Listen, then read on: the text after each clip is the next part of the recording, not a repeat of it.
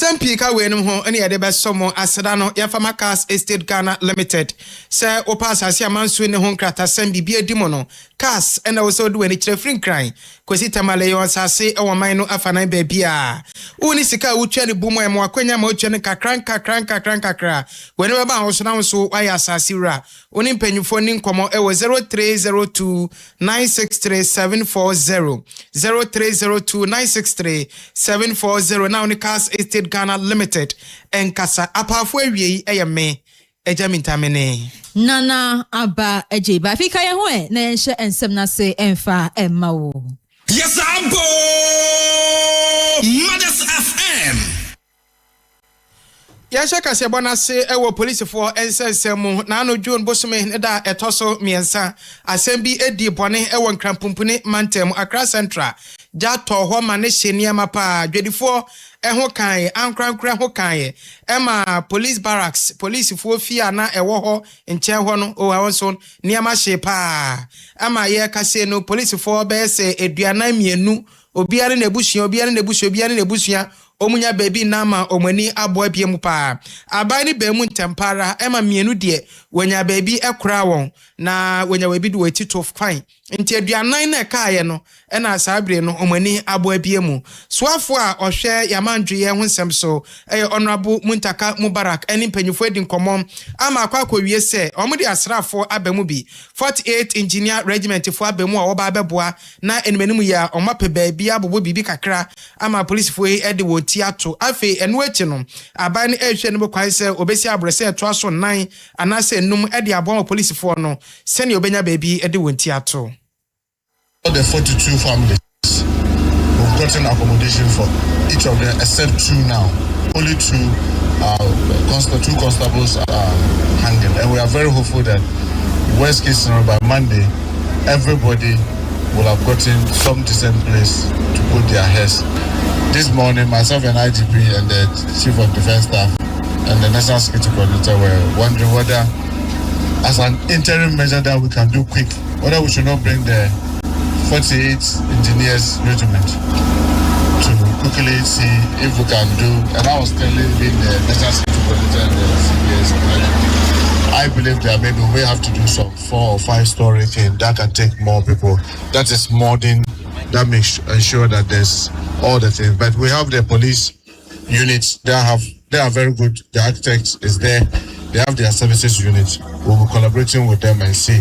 We want to believe that if we want to go through tendering and all that, it may take a much longer time.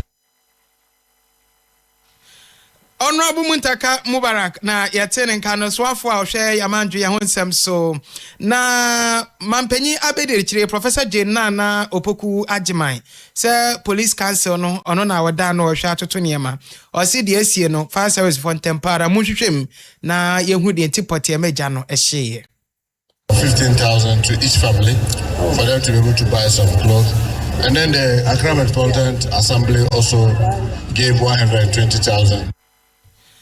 Na yehwese yensabeka Professor Jane na opoku agiman nene no na yabo amamo ejiramo tuntum bi aba betwem yensan kan ye die yebeto aso Yamawemu wa infinfi mantemu ewo gomwa nyanyano ewo eye infinfi mantemu da gomwa East Main City na die ni echre na yedu hano modia eye Central East Regional Police Command wo monsanso emranto abi mienu omo pechi nini na akokwe mu se yesu se wo mo eye Langard fo na Langard fo wo mo ma eye tememufo wo mo gomwa nyanyano ni bro no ba kwa to din se Kasim City tememufo wo ho wo mo enya muti kura wo mo nya homempo na omaje ahome dan da say o ye tata o manesa na ye brime bi mu ni ye twetwe bi mu sika ni ye kuma bi mu ni di na ye say o makoto asase na Langard fo e tata wo mu e won sase enta de bia da meka che say wo pa asase a baby bi eni ho asase na hodwo say KASE3 Ghana Limited ntibra na ba je asase na be ya Langard fo yi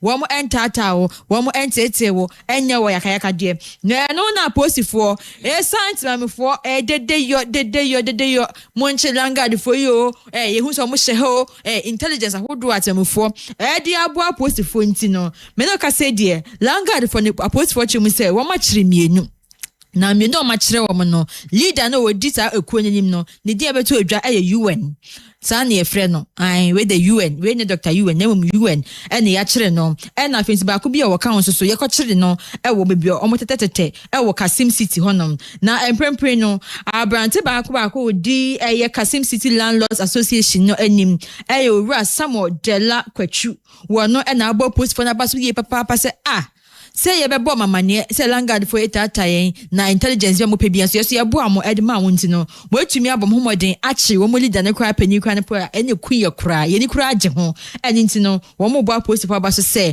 wo mo atumi ama intenten para ama langard for no ya so ebi mo epachi unity ye daga na pani for ase say emle be twa mu langard e soli say yeso e we asase so na ye gi ye ho na enye na omudi obro eji esika ni niam na ye prepare bi mkoda hospital na ye su ye na Ghana penifo ete ye e wo media so a omutie ye so frɛ no na omatumi akoko na ma na ya chichi ebi no ma ye no ana na KASE City Landlord Association for ye gira na ye ka che police for penifo omuku so okundin edi ma ye se ye do mo ase eni aduma pa omaye bi aboa KASE City nyanya no for say Landlord Association mra na langard e say ye so no mu kuye no mu buye no yesu frɛ wo no Pentecost commander ete yesu frɛ ya se nipa mienu ni odi iron rod no ball ye nipa ni trimu na omu dwane ye no police for ye adwuma bi na ye tie ase bi omko chi no wo no eti ye no ma chi no ye de ko ye nakɔ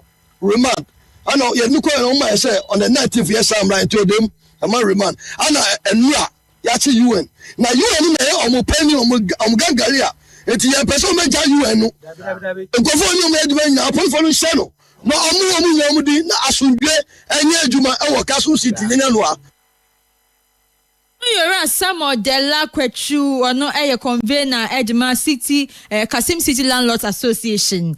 And watching that me for us landlord be a hold almost so ever ho once so at show when you saw at the comma a pussy for no saying. My bread 1,100 million. Now you bet almost 30 million say langard. You then you go far into your son penny for cinema chiwamono. Muja as I said, bra. You will Jessica. IGP. Tete yo honu wadaruma kaya ho na boa yen so se to anamo no sori na ye dwumade so ma yen na ye ma so se nyame be hira wo e na koso akoma ni enu gyan no a obefa krofo adamu arobes abetata yen tie semana jepiti na boa ya da mpanifo Ghana police for mpanifo nyina ase esan se UN ne nkofo langard ba ko do dia asumade ahye na asum me ye adwayo ba besia mi kunu ni ha obedi me nti aban president yes lemo any Ghana police for mpanifo yes lemo ni die mu ye mobo na yes awalefo ye wa anum langard fo obedi di yes lemo ye mobo na mumwa ye 102.7 India this year be no any landlord for be no omo ewa gomu anyanya no Kasim City wamone and ko te omodi ni sonsem e kwama post for say won be bo mama ne fa langard nsem no man tena moto so na mom no mabem ababebo omo a omani age hu yi papa ya fe ni enkyere mu ewa ve no won kran mantemu ha na rewosem abeka yensa ne se insotuto ya ene adan dada ni nyina no ebi ahyase adwuri pa odu wani kyerem bebi te sakra ma se anotedan oh be hwarere na ahunu agu fom na ave no hode no dan kakraka bi ebu ama ye ka se nipa enum eho ene kokan ye ntempara no fire service ne police ne asrafo a eba ya no timi bo mode yi ba ko bema ba ko na afi aka nipa mienu bi nsu wom timi force ye yiye na akwala ba ko nso akwakɔhye wono mu a eno nso omugu so dindin esasesa blocks no ne concrete na ne niama ne nnua no se na be ya de waka akɔhye mu wo ase ho no ono nso ombetimi akoyi no na yema ECG fo nso ebem betwetwa ahoma nimu se na be excavators ne bulldozers na aba no omo so betimi aye omadwuma odan sini ne ne twa ara wosem ye mu bi eye Joseph oni ye nkomodie budi o kyerɛkyerɛ mu nie One, this is one feeder, a transformer is off. The accident that happened, this transformer purposely because of this, our transformer or anything, that is why we leave space when you are putting on your building. You understand? So I would say they built closed our transformer. The transformer was there before they are building. The regulation are there. We inform him. Wey Ora Joseph nia esie ewo aveno no nantempara no swafo a ohwe yamandwe wonsem so Honorable Muntaka Mubarak ene impanyufo eboanan ekopie mu okohwe sene ne mani sifa eko nadmu na omo nso eginemu ne ade na otimu se enye bete areho aba areho nso ba ne de nibre abefie 48 engineer regiment asrafo no so de omhugi mu ya omunyina nso etimi eboa yiyi neaman blocks na ebubuo no sene a obi a waka ehyemu wase ho omsu so oda so hyemu ho no ombetimi yi no yenti ensemo yura Muntaka ekan abra okopie mu ho. To assure you that this cannot go unpunished. There are things that are natural. The natural one, we have to take care of it. Look at the iron rods that are used. Look at even the quality of the concrete. We want to appeal to the disassembly. They need to be up and doing. Currently, NADMA has identified about 16 buildings within the Greater Accra region that has to come down, get all those buildings down. We are currently doing the evacuations and they must bring all those buildings down. We empower the National Disaster Management Organization and the 48th Engineering Regiment to assist in bringing most of these buildings down before they cause these unnecessary deaths. But the permit to build always comes from the assembly. So we want the assemblies and their engineers to be up and doing so that we can support them to make sure that we have a very safe environment. Honorable Muntaka Mubarak ne yatene kanosa bansuru binsu esi enchen honom ni nyina no mbedwire gu formansa na de asem aba na nkrampumpune mantemo fire commander ACFO2 Kwame Rashid ni sawu enso ekyerese we no ewese impenyufo momweni da hoye pa efisa dan ya edwiri ewon kran no edoso dodo. I think that this is a wake-up call. This is a wake-up call because it's becoming one too many. So that the authorities that are concerned about structures should actually come in and help the situation. Where, in fact, I think the assembly plays a critical role here because permitting, all the permits emanate from the assembly. Most permits emanate from what? The assembly. Yes, Ambo! Mothers FM! Ora Kwame Rashid Nisau ena yatene nkano nkrampumpune mantemo fire commander. Yantu aswe yasansu bowe mu ogomwa ismensi no emudia ade yakogomwa dominase honom ena yese jene fododo na wa omkodidwa na omoton munwema eni nti aba na sa ne de se mobile money fo so ekoho bi ekokoi jiji amanfo sika na oma mabedidwa so musika wo mu phone so no etwumi ayi bi ede aboa edidwa na wo kama na sentem de yenim sanke sa mobile money kunkunkum no eto etwa na so ebi asanso esibi gomadom na se dia ya mani boni BKB du honom no wadansini Joseph say Yusuf Muhammad watch say one more won beto share mobile money ni so no aje say won kitekite tuo say won to share won so dia na say dima yaw abrante ni yefumu eno musane etuo na egu yese na be ya ni sika na betumi age afri nsem na say eno de tu dwa abra won yem semtwe ni BKB ehwetwe nkomo enra enwumre na abobe 7:30 to 8 I was in the market na me wa ha nti yeti noise no say bibi koso na mo nukre ni noise na yeti e na hyese no yeti ni say police normally market as a police ba say na ya no omo ni omo ye no eye basa nti so mo ti say police ba no obi eye den obi edwane but later on answer na ye nya information ni say enye police na mo omo ba robbery. Meanwhile we shop ye simechi eye mobile money vendor actually so no market on your munya business. And for sure, yesterday being a Saturday, it is the last day of their market. Into for sure, no, all the cash out would go on. So it seems they came, they knew what they were up to. So omunim de na mobile den, o mobile hwehwe. Into all of a sudden, just omubora nipa na guy no kra no ye mobile money wa ankasa no. Omubo no tu, e menra no ye confirm say no de enra ofiri mu. Baako kan ho mo prai yetumi de ne call Winiba yetumi de ne call Porting clinic but ye de ne call no mo my referral say yemfa ne call Winiba which yet me they could do winning baba na pay based on information I mean naturally say he's no more. But that I can't state 100%. But I will still investigate on that. By information I mean and it's a second person here didn't call winning bano. He's also no more.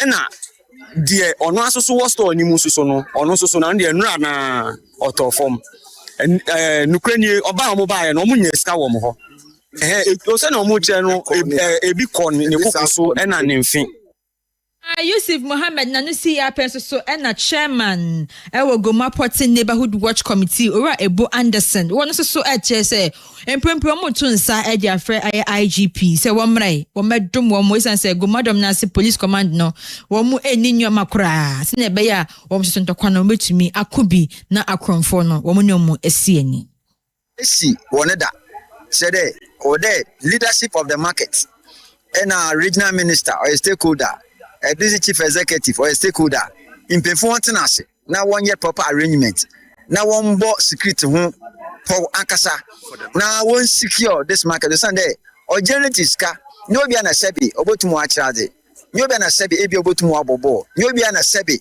obotumu why then way to find wakoye edwuma ewa nti ebe say there in oye market for money making say security ni wa want to yet down there where they nti abesre aban there on finance form na one mass security there on kodo wa ha enyimi me advice in there oye youth na wo ha na wo market na wo da ha no wo betu am certain orientation no cause need that it ya na kire they took advantage of the situation was one police abaha nti kasa in there police ni wo ina wo gba na ekwai nti we ba wo na kire operation and akodo wi it is a one more proper orientation na worry orient one oboboa na nyama na okodo wa no da den ato meka there years back na important na dam no te nti yet so area security alert the bibi na yetumi communicate separate share information dia one na information be den ezuba man Mothers FM yes sompa Ora Ebo Anderson ne kokoti ye chairman e Gomua Porting Neighborhood Watch Committee. Yemfa kasebo ne enko oyarefa e Oga East mention emunkran heya.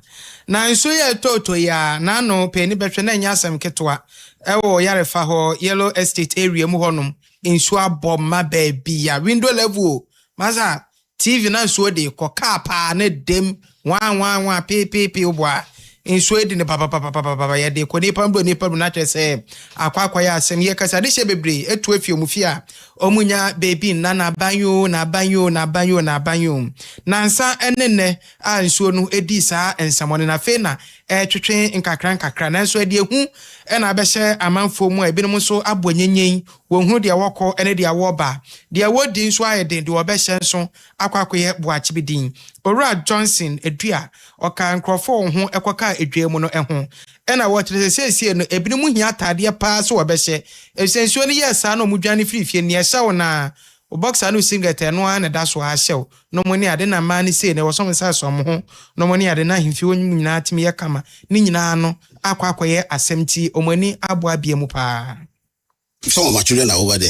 We're sitting under her veranda. Now that we came back to see whether we can fetch some of the water and then put the children on a table. So right now we don't have any place to sleep. So the first thing, if somebody can get me accommodation, and then the second, we don't have even clothes. All their clothes, business is wearing uniform. All their clothes, everything is gone. Everything is gone.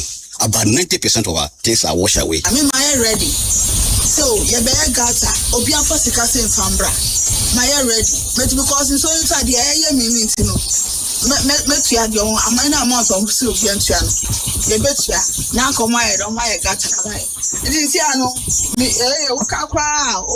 the same 2018. So the same thing to have me quarter postal. The same thing and of course and what be I mean, I realize that this road is very, very bad, and we are pleading for the assemblyman or the MP should help us to fix the road for us. Yes, some bridge because you know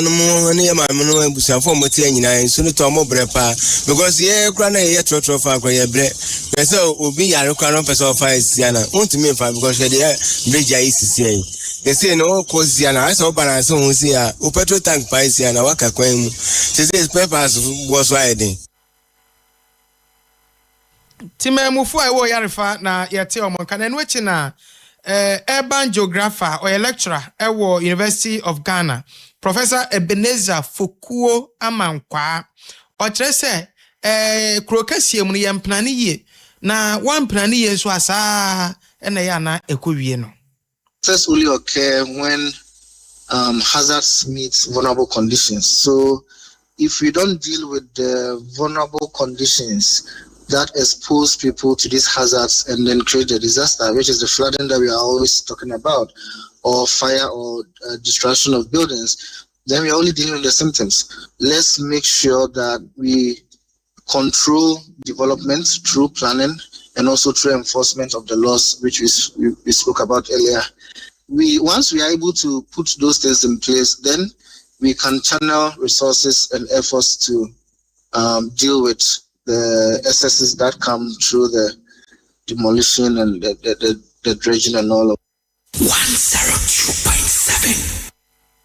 Hopa mo share TV ni mo join e wo Facebook no share videos ni pictures na which musa ho ye baby e di etibetu na akwafa asem aba wo ni sky yento nsuo masase yento be poso Ghana fankasa ye predodo tu no na ye predodo de bia e pese ye to asase wo nsuo na afede e be yiri fa ye se aban meboa ye se nsuo mo asase ni nyina be di krom nti ena ye pesa ansase no na sisi anu wo kota asase no wo tie mu se asase mi tie mu na e afro nti afro de definitely nsuo to e ba beta na ya to ye be feel say from north and so the background Accra da form crowd and from north bono e de ba east ni nyina wo soro nti nsuo to na asane aba be bu yeso asane sa begun kran na yetim nti be one man kan say ni partner adan yetin kran nti e beto asase ma bank kran ko ale se me bobra to asase won kran